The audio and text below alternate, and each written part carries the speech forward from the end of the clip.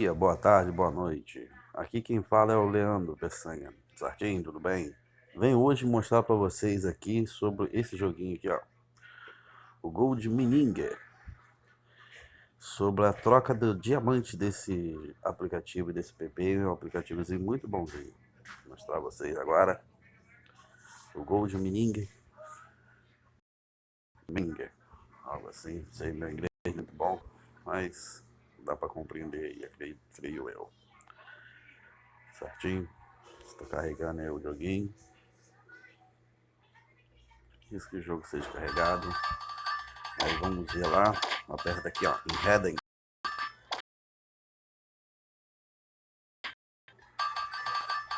Apareceu ali a questão dos diamantes e tal. Aí aqui é o PayPal. No caso, $54,87. No caso, equivalente a $10, né? E Heading. Aqui. Fazer aqui, ó. Apertar no Heading. Eu botei para minerar mais rápido. Apertar aqui, ó, no Heading. Vamos lá, tô conseguindo R$15,91. Agora vai subir mais R$5, ó.